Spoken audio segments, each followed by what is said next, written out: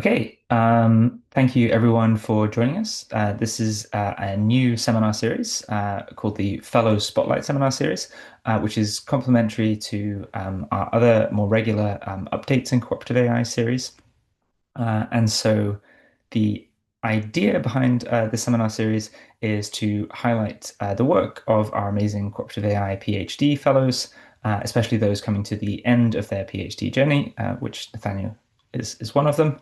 Um, and yeah, so this will be kind of an ongoing and kind of complementary seminar series alongside our other seminars to hear about those other seminars and also all of our other opportunities, including, for instance, the chance to apply to become a future PhD fellow. Then you can sign up to the Cooperative AI mailing list on our website and keep an eye out for things there. Okay, so just as a little reminder about the format, I'm going to hand over to Nathaniel in a second, who will give around a 35, 40 minute presentation. And then we'll move on to Q&A. There'll be plenty of time for that at the end and discussion and so on. For the purposes of that Q&A, there's a Q&A function on Zoom. So if you ask your questions there during the presentation, and also even if you don't have any questions, feel free to upvote questions of other people's as well.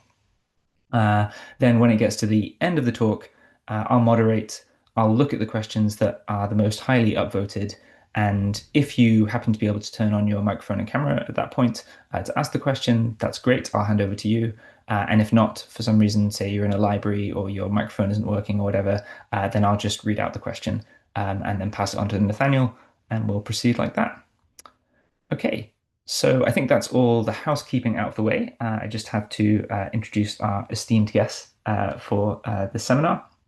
So Nathaniel is a computer science PhD student at the University of Texas at Austin, where he is advised by Shriram Vishwanath. He is interested in game theoretic approaches to cooperative AI and AI safety, and his research is concerned with ways that strategic interactions involving advanced AI systems could differ from traditional game theory, say applied to humans or companies, and when and how these differences can be leveraged to ensure that the interactions between those agents go well. He was previously a summer research fellow at the Center on Long-Term Risk, CLR, a visiting scholar at the Foundations of Cooperative AI Lab, Focal, at Carnegie Mellon University, and a scholar in the ML Alignment and Theory Scholars, or MATS, program.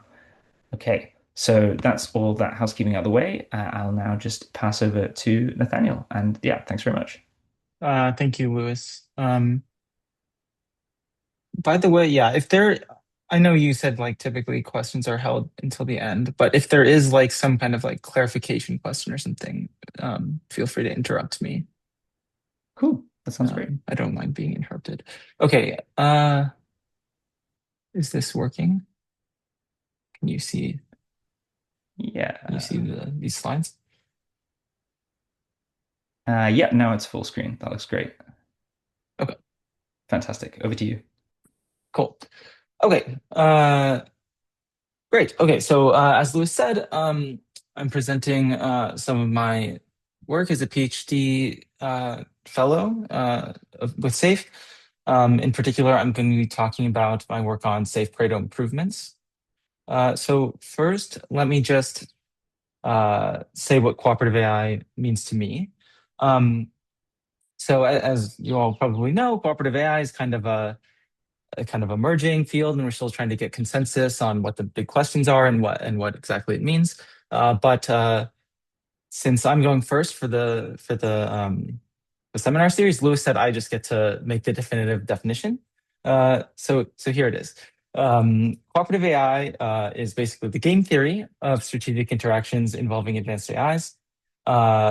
This is basically the bio, but yeah, how they differ from traditional interactions, which involve humans or companies, and how these differences can be leveraged to promote cooperation, which I define as making everybody better off, Pareto improvements.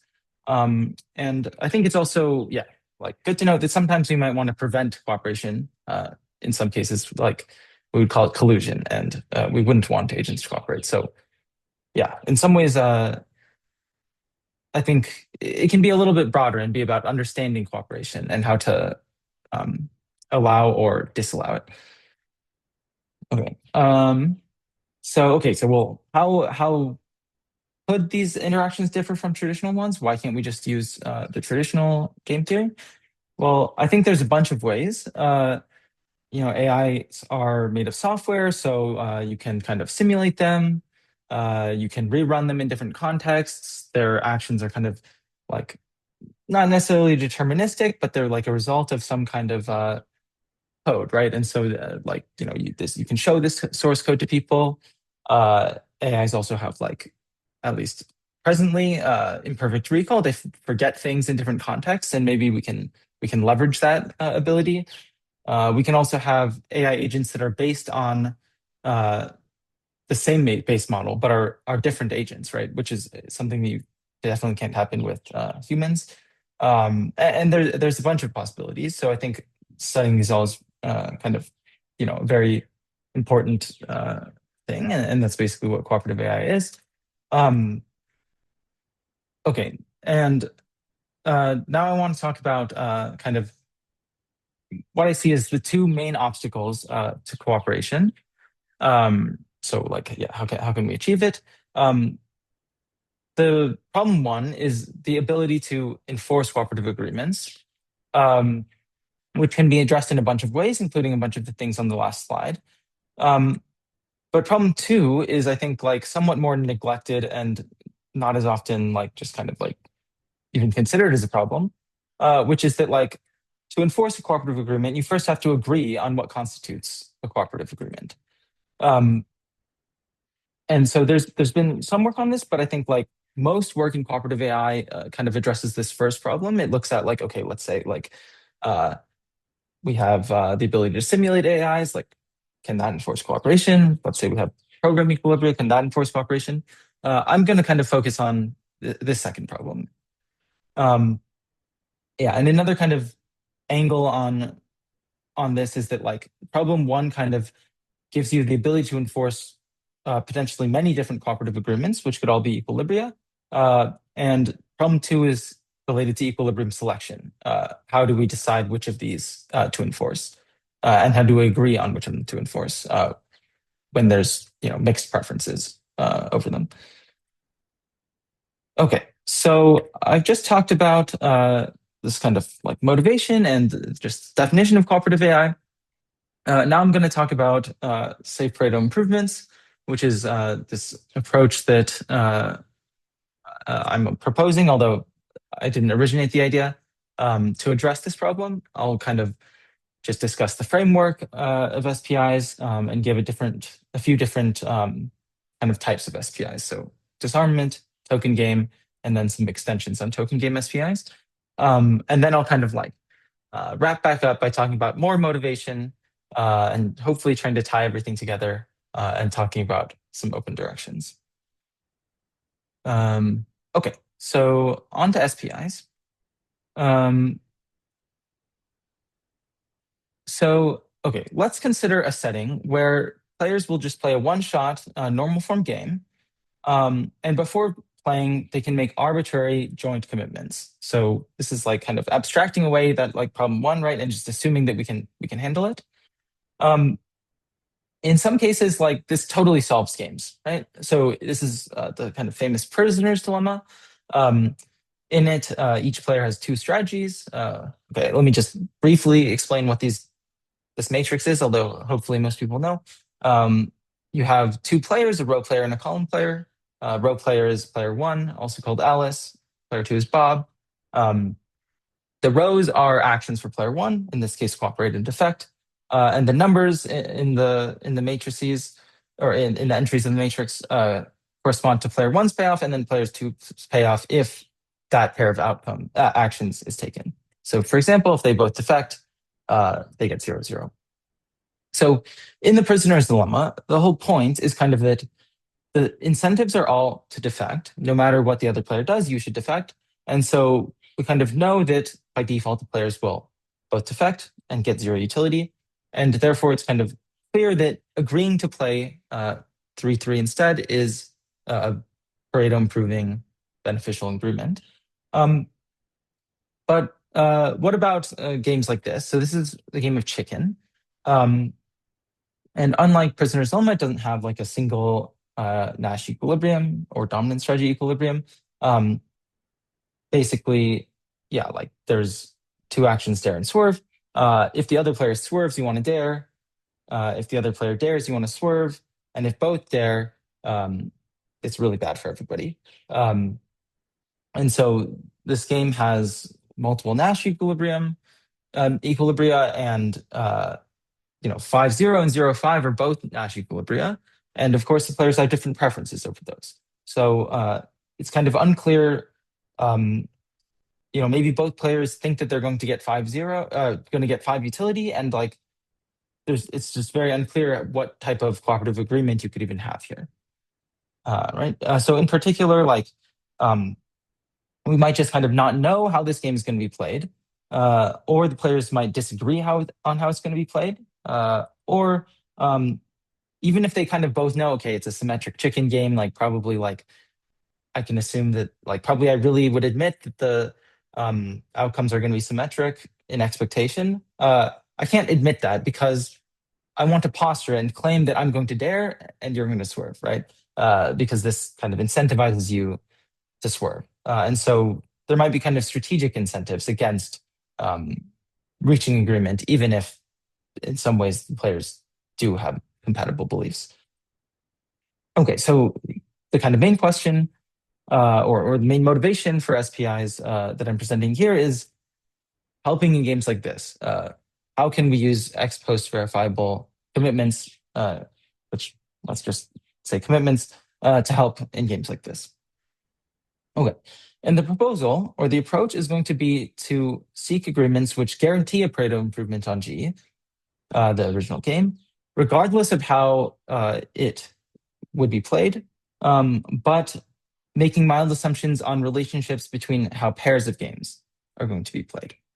So this would be an intervention that like all players would kind of agree if they buy these mild assumptions that it's going to benefit them. And so there wouldn't be these strategic problems with reaching agreement. They would just it would be clear that it's a Pareto improvement and everyone would agree. Okay, so what does this even mean? I'm gonna skip this and just give an example. Here we have a game. It's basically a prisoner's dilemma. That's what the C and the D stand for. But if both players cooperate or both defect, then we have a chicken subgame. So if you notice, these D actions strictly dominate the C actions, just like in prisoner's dilemma. And so by default, we would assume that the players will play a defect action because it's strictly dominant. We don't know how they're going to play within this chicken subgame, but we know that something is going to happen in this chicken subgame, or whatever happens will be within this chicken subgame. Okay. Formally, we're making an assumption that like these strictly dominated actions, these C actions, can be removed. Not only won't they be played, but like removing them doesn't change how the game is played. So the original full game is identical in terms of outcomes to this defect subgame in red. Okay, and then if you'll notice this blue subgame, which is the cooperative subgame, it's isomorphic to the red one. So the payoffs in each corresponding entry are just one higher for player one and two higher for player two. So then the idea is that if the players just commit not to defect, agree to play one of the cooperative actions, but without specifying how they play the cooperative action or how they play within the cooperative subgame, then we'll get this blue subgame instead of the red subgame. We don't know how either of these subgames is going to be played, but we will assume, this is the isomorphism assumption, that because they're isomorphic, they'll be played isomorphically. So if the players would have played Dare Swerve and gotten 5-0 in the original game, then they'll play Cooperative Dare and Cooperative Swerve and get 6-2 in the new game. Or if they would have crashed and gotten -10, -10, now they would still crash, but they would get -9, -8. So under these assumptions, you can prove that this disagreement to kind of remove the defect actions is a Pareto improvement, regardless of how the original game would have been played. And this is what we call an SPI. Okay. So yeah, I think this particular example is kind of not extremely interesting. It's kind of like clear that you should do this, but I think it's or like I think like most people would, if they looked at this game, they would come to the conclusion that this would be, a good agreement to reach. But it kind of is not well explained by any prior work to like other alternative frameworks to SPIs. I think like you kind of need the SPI framework to explain exactly why and justify why this is a good approach.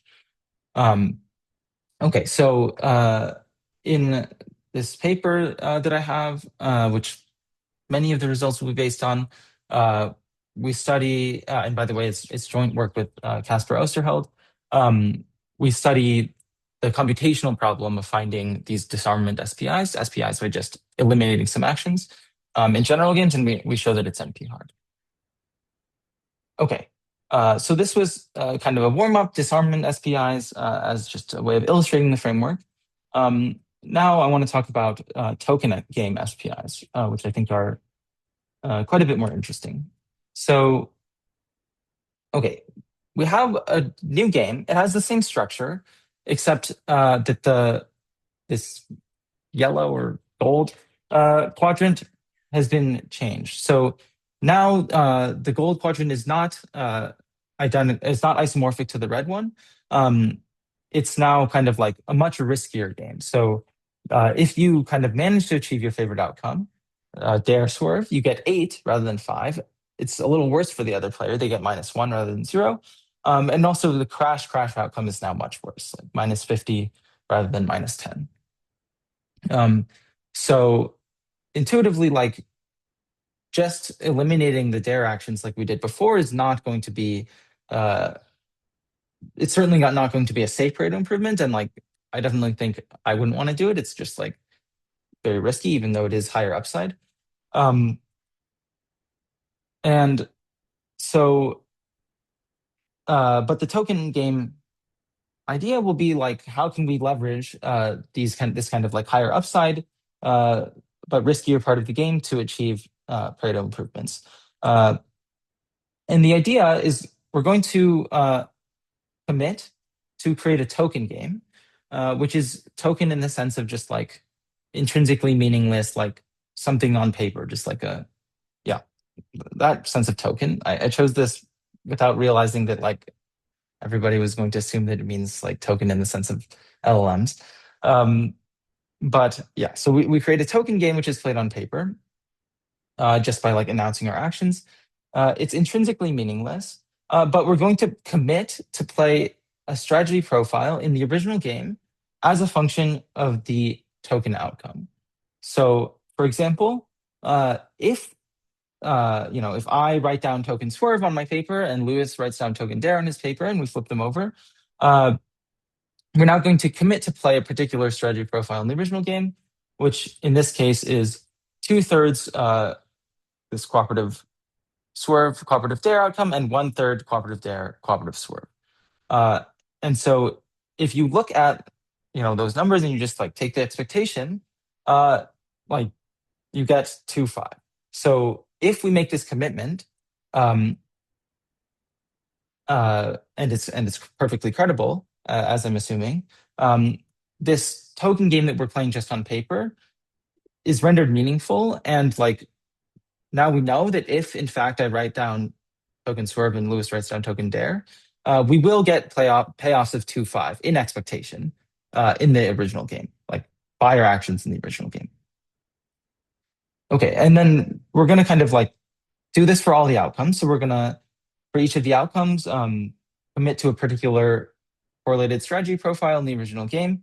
And this kind of lets us create a new game out of this token game that's like meaningful. And we're now able to put kind of arbitrary feasible payoffs in the original game into this token game. Okay, and why did I pick these particular payoffs? Oh, okay. Let me first, yeah, just recap this to make sure the idea makes sense. So, uh, the idea is we're leveraging our commitment ability to create a new game, which is formed from arbitrary payoffs in the original game. The order of play is basically each player chooses a token action by just writing it down on paper and simultaneously revealing it. This results in some token outcome, and then we're committed to play some particular strategy profile in the original game, uh, whose expected payoffs are equal to these numbers in the token game. So that's how we get the token payoffs. Okay, and why did I pick these particular payoffs? I picked them to be isomorphic to, but Pareto better than the original game. So in the original game, we still have this prisoner's dilemma dynamic, and so we can still assume that the original game would reduce to the defect subgame, which is this chicken game. Um, and we designed the new payoffs to be isomorphic to the original. In particular, so it's kind of the obvious isomorphism. And if you look along that isomorphism, you're multiplying the payoffs by zero point 0.6 and adding 2. So, right, this like 2, 2. 2 times 0.6 is 1.2 plus 2 is 3.2. And that's where this 3.2 tokens for number comes from. So if we make this commitment, we've replaced the original game with one which entry-wise is Pareto better, but the incentives are exactly the same, right? Like no matter how I would have chosen to play the original game, I should rationally choose the same action in the token game because like the only difference is that okay, I get $2 for free, and my payoff is multiplied by 0.6, right? That doesn't change my strategic incentives. Okay, so this is an example of a token SPI. And here we're visualizing what's happening kind of geometrically. So this red kind of border is the boundaries of the feasible payoffs in the original game. Actually, that's not quite true because of the -50, but I wanted to make it look a little bit nice. So yeah, these red lines could be, yeah, there's stuff below -10 is also feasible, but that doesn't really help. Okay, and these blue points are the original game. And we're mapping each blue point towards this green point that is connected to it with the line. And so we're basically, we're kind of replacing each blue point with the corresponding green point, right? And you can kind of see that like in each dimension, like the X dimension is player one's utility and the Y dimension is player two's utility. We're kind of contracting the points towards this black dot, this which is 5, 5, which is also the player's highest utilities in the original game. So you can think about this as kind of like projecting the points part of the way towards the black dot. We're kind of like replacing the original game with a new interaction where like there's some chance that we just get our favorite utility 5, and there's some chance that like we play the original game, or at least like it's equivalent to that in expectation. So yeah, it's one way of thinking about kind of and understanding why this preserves the strategic incentives and why it's a Pareto improvement. Okay. So I just gave some kind of like an example of a token game SPI, but now I'd like to describe some results about token game SPIs. So in the paper, we show that you can optimize. Well, you can decide whether there is an SPI in polynomially assigned via linear programming. You can also optimize over them using linear programming. And we also give a geometric characterization of when these token SPIs exist in two-player games. Specifically, the characterization or the linear programming algorithm works for arbitrary n-player games. Okay, I think given time constraints, I won't go through the full characterization, but just very briefly, you can kind of reduce the problem of finding these SPIs to looking at the geometric structure of the payoffs. So we can have this like feasible region, which is bounded with boundaries in gray, and red is the Pareto frontier. And we have all these blue points, which are like the payoffs in the original game after getting rid of dominated strategies. Um, and yeah, it turns out that like kind of the characterization in large part relies on thinking about what happens or how many Pareto optimal points there are. So in this case, B stars these two blue points on the Pareto frontier. There's like the one in the middle of the Pareto frontier and the one on the far right. This is the characterization. I think for time I won't like go through all the details, but it's not as messy as it looks. Basically, if there's no points on the Pareto frontier, we always have an SPI. If there are at least 2 points on the Pareto frontier, we never have an SPI. And if there's exactly one, then you have to do a little bit of case analysis. Geometrically, you can view the function induced by the isomorphism, which needs to be a positive affine transformation on the payoffs in each dimension, as either just the identity, an additive constant shift, or what's happening here and what was happening in the previous example, contracting towards a fixed point. So like a positive affine function is basically a linear function. It'll either be the identity, a constant shift, or have a single fixed point, and you can like view the SPIs or the payoff transformation is contracting towards that fixed point or expanding away from the fixed point. So in this example to the right, we have an SPI where like the original game payoffs are these blue payoffs, and we're moving each one to the right. So for player 2, the y-axis player, this doesn't help them at all. It's just the identity. But for player 1, we're moving each payoff, contracting it towards their maximum payoff, which is this far right blue point. Yeah, and yeah, I think I really should probably skip through this. Yeah, basically the proof works by kind of observing that anything that's on the Pareto frontier needs to be a fixed point of both of the players' utility transformations because it can't be Pareto improved by definition. And so we have 2 fixed points, like we're definitely already not going to have an SPI because we have 2 fixed points of a linear function that requires it to be the identity.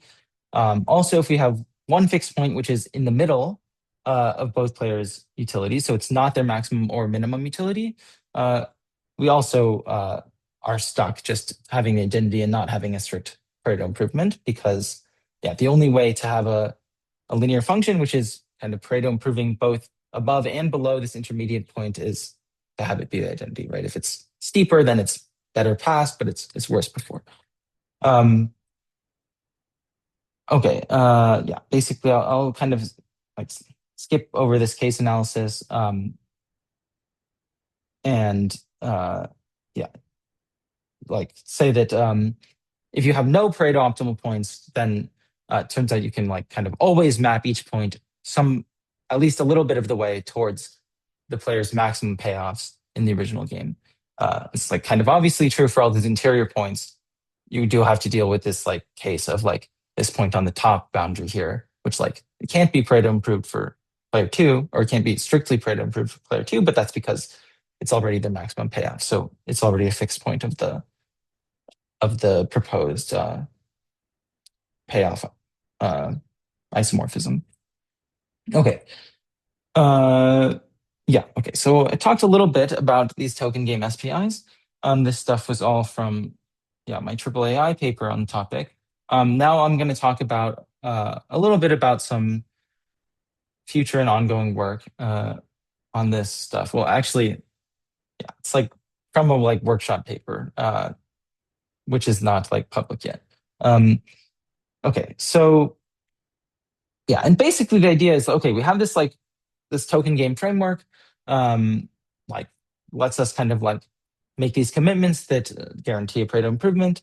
But the Pareto improvements don't exist in all games. So like, what can we do like reasonably without making like too strong of assumptions to like make the SPIs exist more often?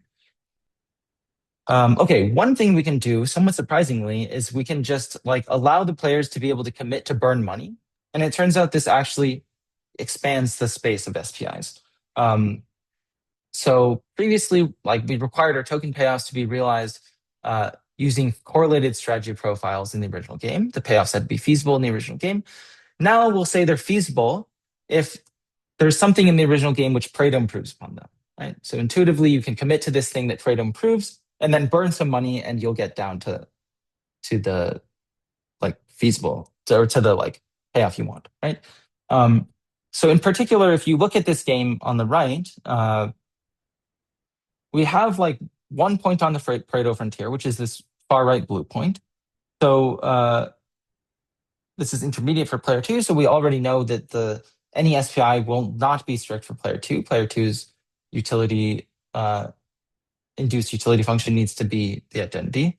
But we can maybe still map things to the right for player one. But that would be prevented by this bottom right blue point, which is which is basically on the boundary of the gray region, even though it's not Pareto optimal, right? So that blue point cannot be moved to the right without it also being moved up. It can't be improved for player one without also improving player two's payoff. Intuitively, it seems like that shouldn't be a problem, but it is because the we already showed that like the isomorphism for player two needs to be the identity. So like improving this point for player two is going to mess up the incentives. But if you can commit to burn money, you can realize this green point, which is outside the feasible region, but can be realized by having player two commit to burn whatever kind of like excess gains that they weren't supposed to have. Okay, so this is one kind of perhaps surprising way of expanding the applicability of token game SPIs. Another thing is you can allow the players to transfer utility and commit to transfer utility.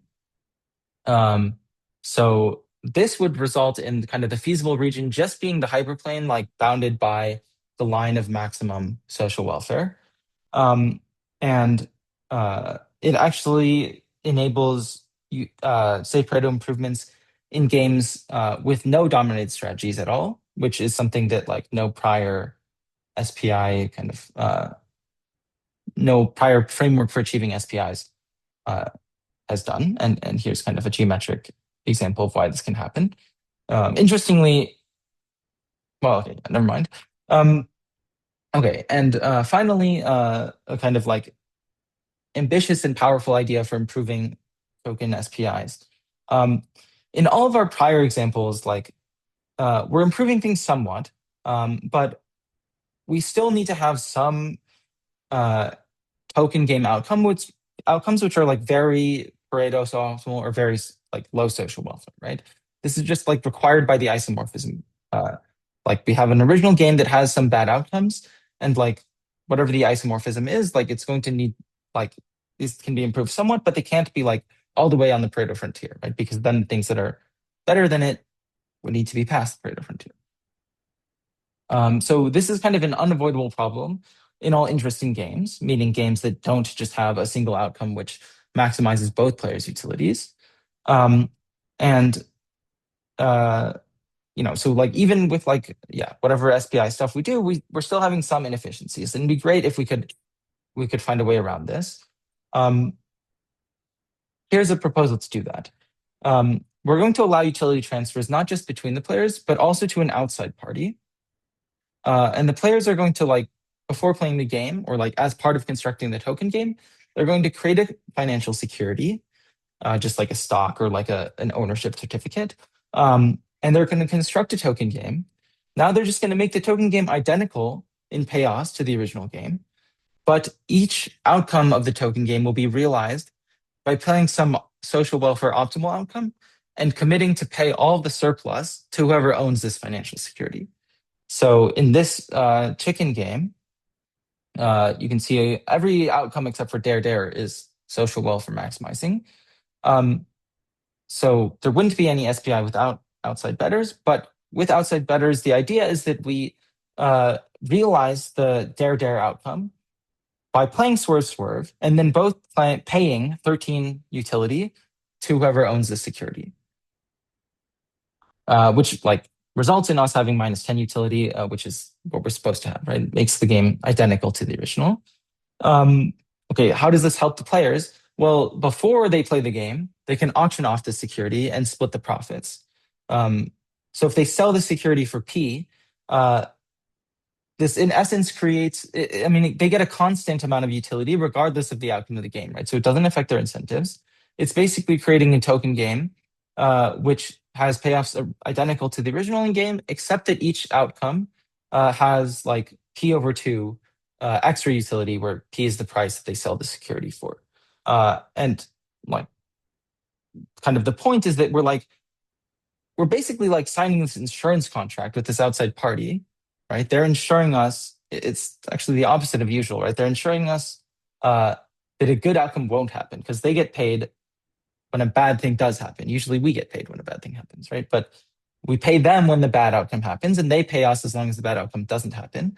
And this means that like these like swerve swerve and dare swerve outcomes, the token payoffs corresponding to them can actually be higher than the maximum social welfare in the game because of the payments from the other players. So it lets us go beyond this problem that we had before, that like we're bounded by the Pareto frontier, or the social welfare maximum hyperplane.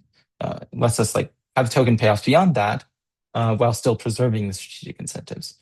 Okay, so basically, like, yeah, I think this idea is like pretty simple, but it is extremely powerful. So before, like, we had characterizations of when SPIs exist, right?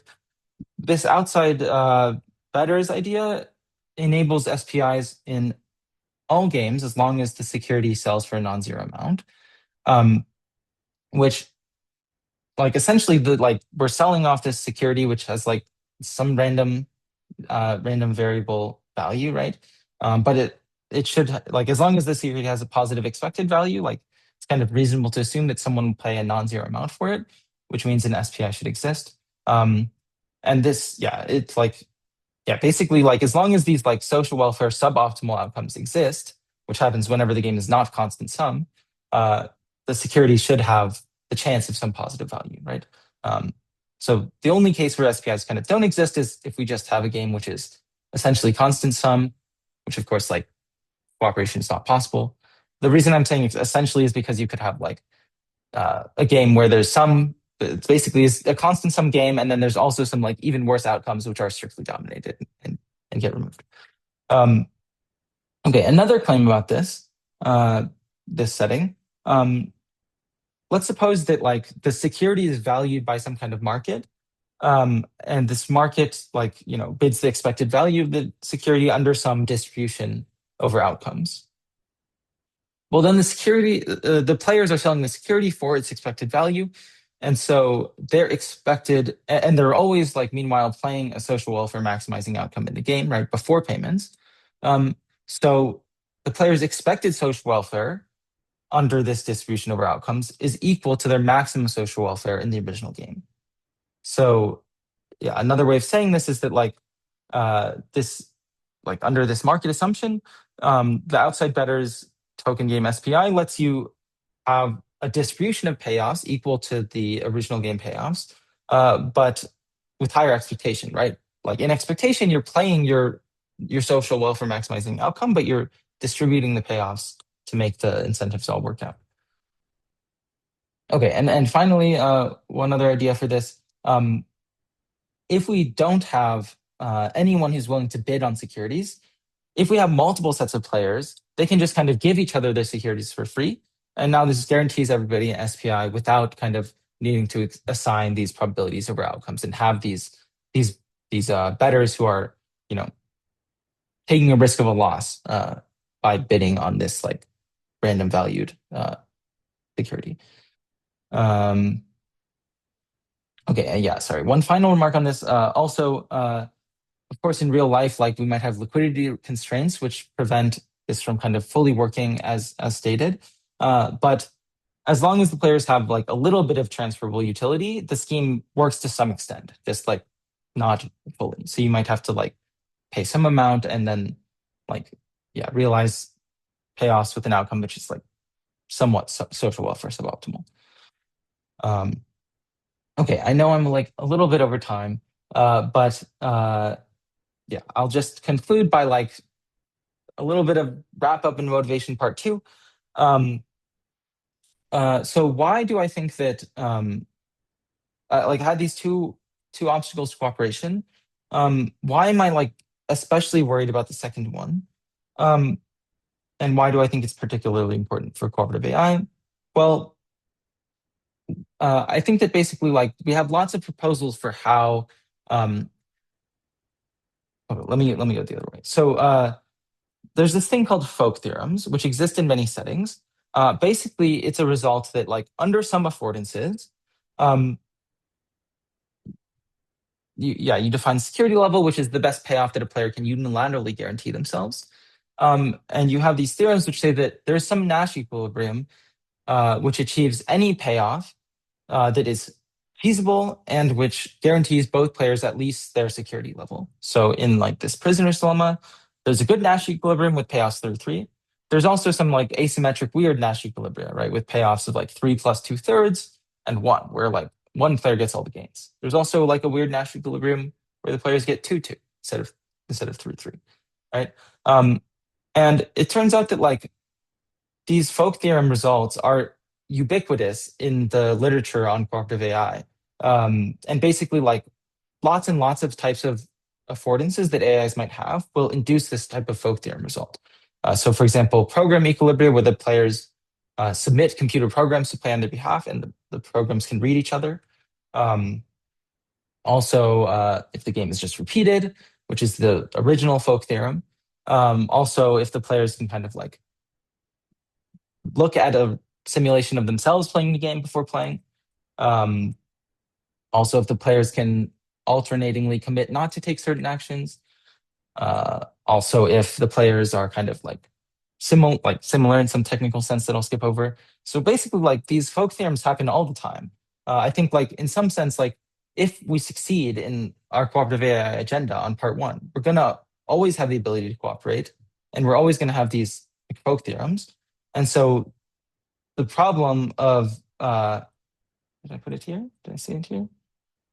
Yeah, the like problem of like reaching an actually beneficial outcome is reduced from one to two, basically. Like we have these folk theorems that can enforce arbitrary agreements, but we need to agree on what agreement to enforce.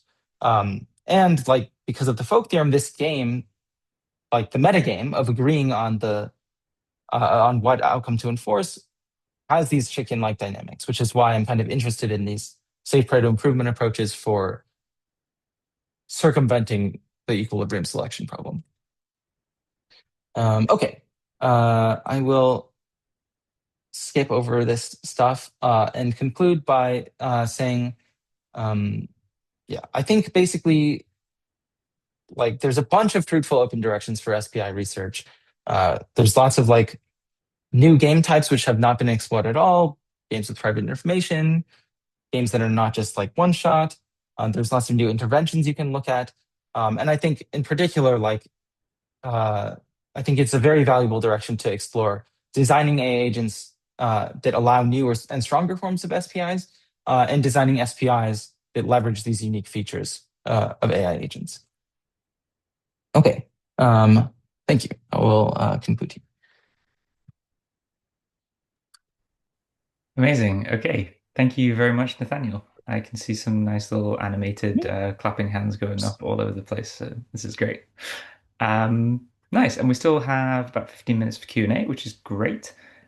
So there's some already in the Q&A box. If you joined late, then yeah, feel free to use the Q&A feature in the bottom of your screen on Zoom to ask any questions or to upvote questions that you want asked.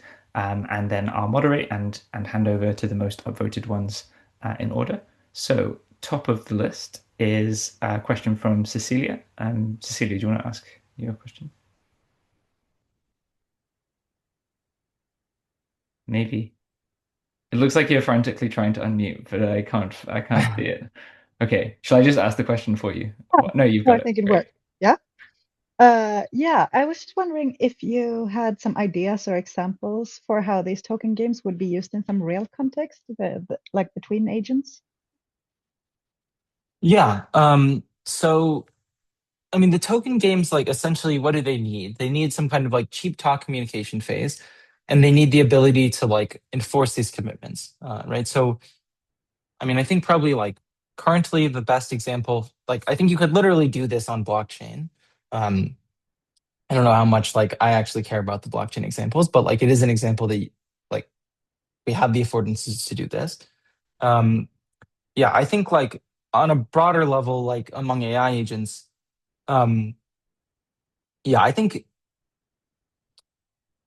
basically like if you have the any of the kind of affordance we've talked about, for example, let's just say the ability to like simulate what other people would do in an interaction among AIs, you can just kind of like simulate them on each token outcome and check that they would in fact follow the like run their source code on it, like query the LLM, whatever, check that in fact they would like follow the agreement if you reach that outcome. And if you do that, you have like sufficient affordances to implement the SPI. You can also do it with program equilibrium. You can also, uh, yeah, I assume that like kind of most of these like very powerful SPI affordances let you do this. Or sorry, cooperative AI affordances let you implement token games. Okay, cool. Thanks. Next question is from Matthias. Oh, I get to ask it. Nice.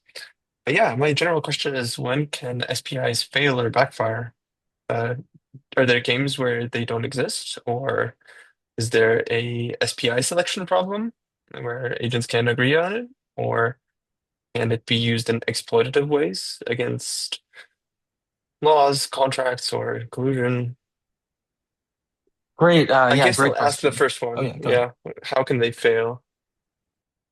Yeah, okay. So indeed there are games with no SPIs. Well, so it depends on what kind of particular affordance you have, right? But for like token game SPIs, for example, there are games with no SPIs. Um, Now with token games with outside bettors, there are always SPIs. So it does depend on like what exact affordances you have. Um, I think the SPI selection question is very important. So I'm glad you raised it. There is an SPI selection problem. In many cases, there will be multiple possible SPIs, and the players might have different preferences over them. Um, I do think that like if the players kind of completely fail at the SPI selection problem, they just won't have an SPI and they'll play the game as like it would originally be played. So in some ways, there's like it can't backfire that hard. But I do think this is like a very important question and one of the like yeah an important direction for research in SPIs. And um, one way of addressing it or trying to like mitigate it is you can look for SPI affordances where uh, the set of Pareto optimal SPIs like always benefits both players. So in other words, like player one's favorite SPI is still good for player two, still better for player two than playing the original game. And so even if player one kind of completely wins the like SPI selection, uh, player two still benefits. And vice versa, of course. And so if you have affordances like this, yeah, I think it's kind of like reasonable to think in many cases they wouldn't backfire. And like, even if the selection process is very asymmetric, yeah, it'll still be Pareto improving. I mean, you can also try to have affordances where there's a single Pareto optimal SPI, but that seems pretty difficult. Um, yeah, I think this is an important thing to track in what, like, as we're coming up with new SPI affordances, I think it's important to track how they influence the SPI selection problem. And yeah, that's one of the things that this like workshop paper I mentioned will be discussing. Cool. Thanks. Okay. Next question is from an anonymous participant. So I'll just read this one out.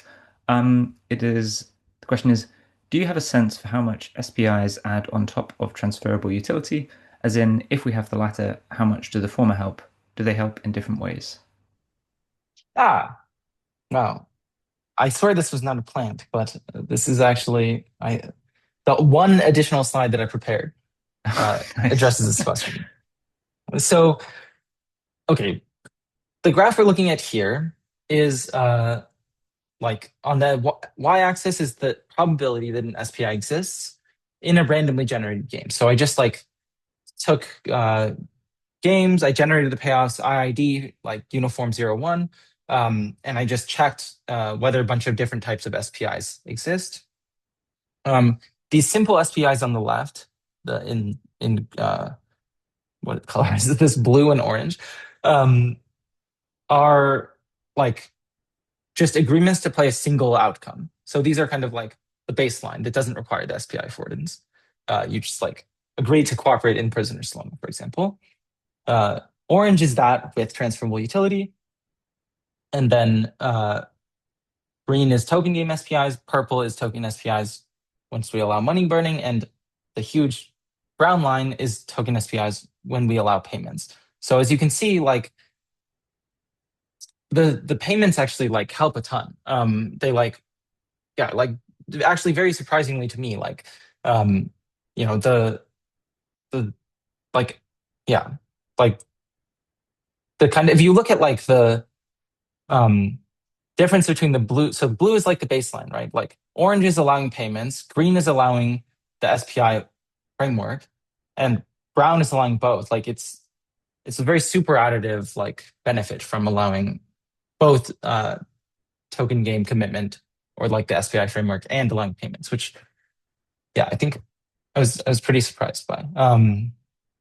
I think that answers the full question, but I forgot if there was aspects of it. No, I think that's it. Sorry, just to clarify, I think I Yeah. misheard as I was listening. What is the utility function SPI? This is the Oh, yes, this is the last. So I didn't talk about these, but this okay. actually the original paper on SPIs proposes these utility function SPIs, which are SPIs that you can achieve by like jointly agreeing. So the default is that you will delegate to an agent to play the game on your behalf, and you'll just tell them your true utility function and have them do the best they can. So like if I think an AI is better at playing games than me, I just like tell it what I want and have it play the game.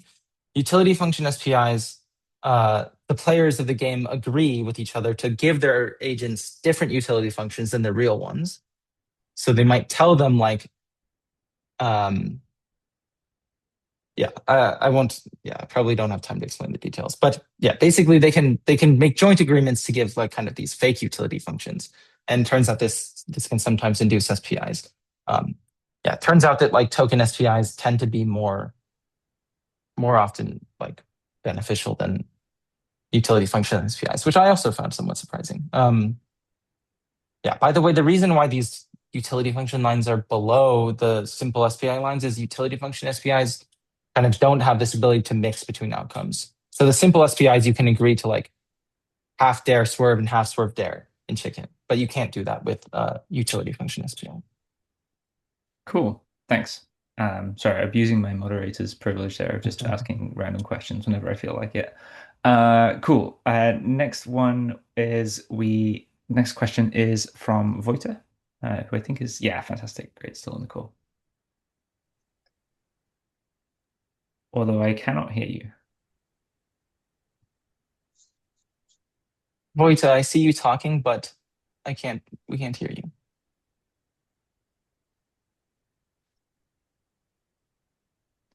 Okay, I'm guessing from the wild gesticulation that I should just read out the question for now.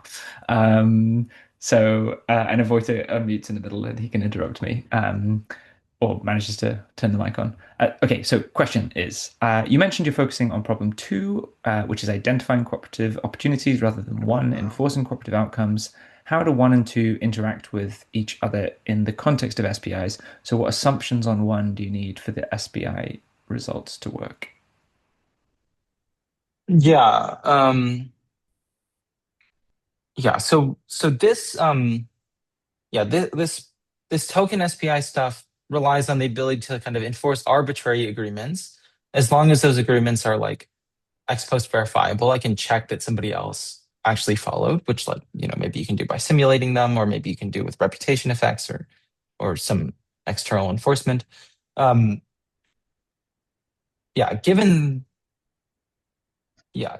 I feel like I'm restating myself, but basically, yeah, like if we have that ability, like problem one is kind of completely solved, and the question is just reduced to like what cooperative agreements can be like are mutually agreeable to us, and how do we like avoid the equilibrium selection problem of like we both have our favorite agreement that benefits mostly us, and like we like have an ultimatum game where we like fight over these and like maybe don't reach any agreement.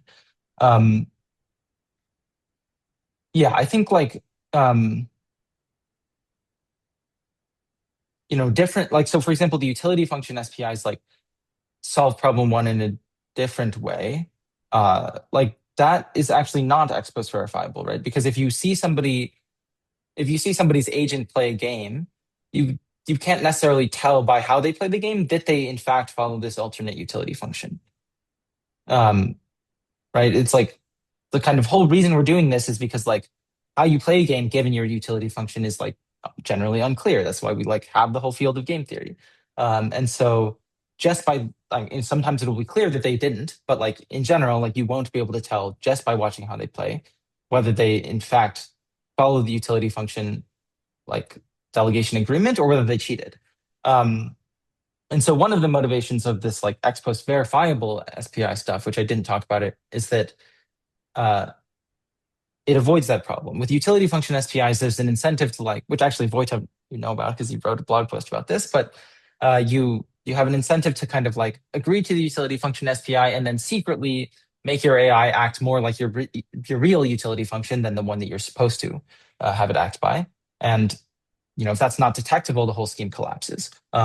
Whereas like if the necessary commitments are all verifiable, then this problem doesn't happen. You of course still need to enforce the commitments, but yeah.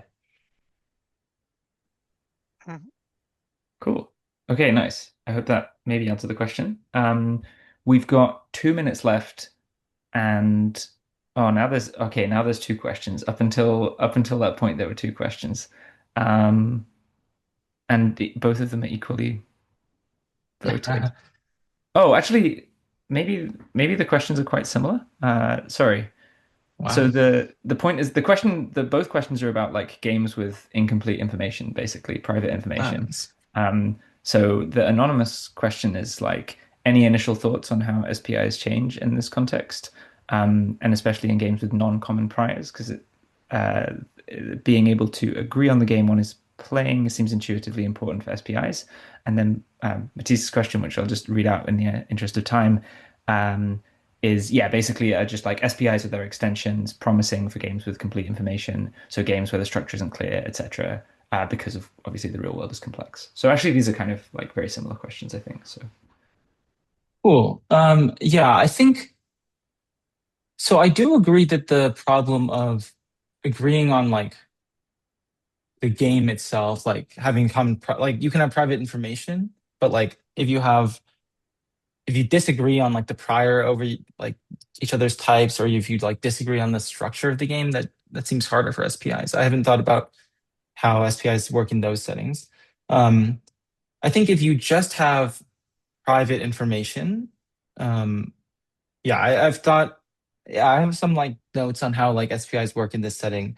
Um, yeah, I think you can extend it to this setting. I think there's some like kind of interesting conceptual stuff. So let me see if I can like recreate it on the spot.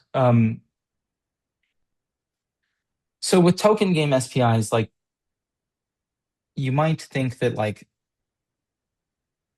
uh well, okay, let's say like you have token game SPIs, and also like the game can condition on your type. So like somehow like we ignore the like actual problem of private information with like revealing that, and we just assume that the game can can check your type, right?